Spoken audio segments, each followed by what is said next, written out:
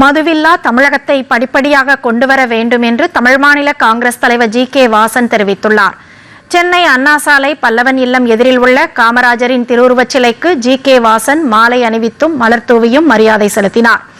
பின்னர் செய்தியாளர்களிடம் பேசிய அவர், போதை கலாச்சாரத்தை தமிழ்நாடு அரசு இரும்புக்கரம் கொண்டு அடக்க வேண்டும் என்று தெரிவித்தார்.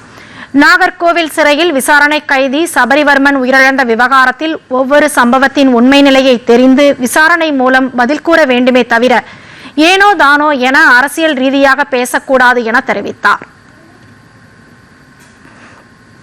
மதுவில்லா தமிழகம் என்ற நிலையை படிப்படியாக தமிழக அரசு கொண்டு வர வேண்டும் என்பதுதான் தமிழ் மாநில காங்கிரஸ் கட்சியினுடைய கோரிக்கையாக இருக்கிறது.